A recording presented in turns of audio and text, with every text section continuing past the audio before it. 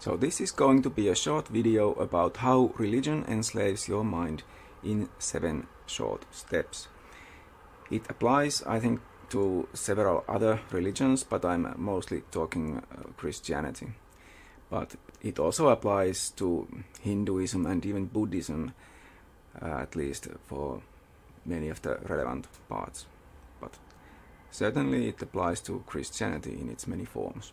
The first so-called step is that religion convinces you that there is a primal sin or something similar, a big problem for you somehow. For example, a cycle of rebirths or whatever that you want to avoid.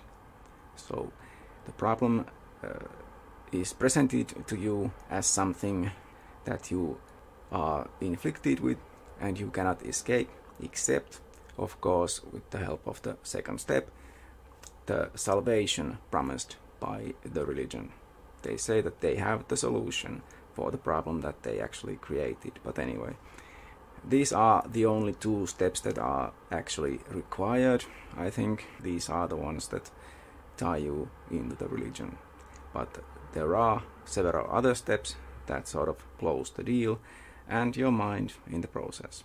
Step 3 is that religion convinces you that belief itself is important, which is causing you to hesitate to even think critically about the religion or its claims. The point of this step is to basically block your internal criticism of those claims. Instead, you are told to just have faith. The 4th step is the claim that morality comes from God or religion. And the point of this simple step is to label or smear all critics of religion as immoral or dangerous people that you should not be listening to. So this diminishes the effectiveness of external criticism that you might hear. Step 5 is the lie or myth that we keep hearing without paying much attention to it necessarily throughout our lives from early childhood, that the meaning or purpose of life comes from God or religion.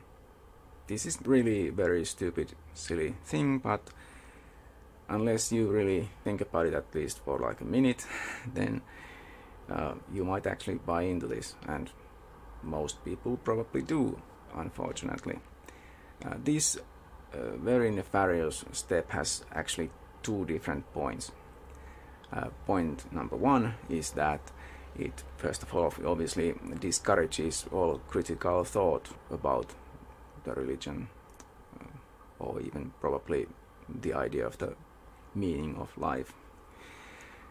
But also, the second point, which is worse, I think, it is to have this lie so ingrained in your mind that even if you do happen to leave your religion, you might still have this implicit belief that the meaning of life or the purpose of life comes from God or religion. But you do not realize it because it's implicit, it's not explicit.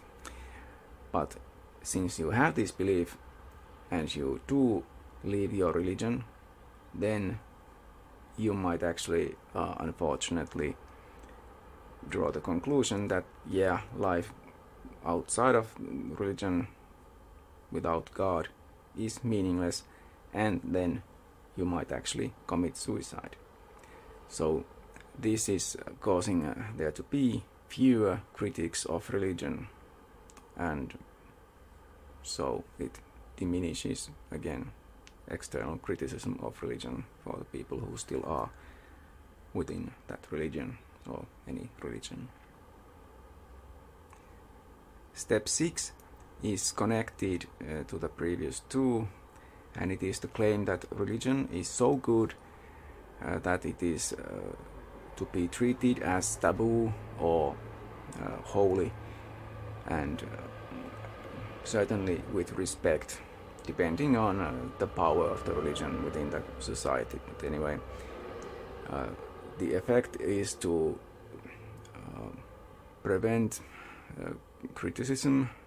People are not allowed to criticize religion, perhaps even by law, or at least certainly because it's not socially acceptable.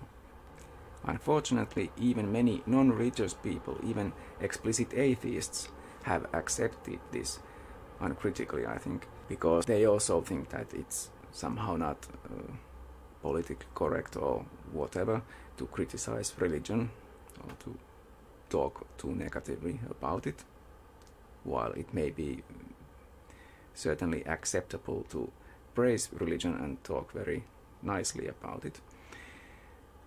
And obviously the point of this is to shut down external criticism of religion pretty much everywhere in society, to push critics of religion to the margins of society, or in some cases to exterminate them completely if the religion still has that much power, because if they did, they would kill us all.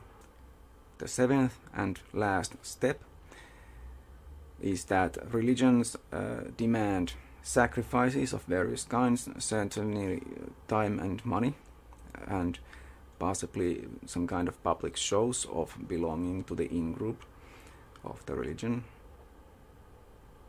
This, of course, benefits those higher up in the hierarchy, but more importantly, it causes you to invest time and money and other things in your religion, and this, because of the sunk cost fallacy, makes it more difficult for you to even question the religion or the various claims, the putting of your time and money into it and all of those things, because if you did actually question your actions and your beliefs, and if you did actually then decide to discard that religion from your life, you'd have to accept that you have been foolish so far in investing so much of yourself in that religion.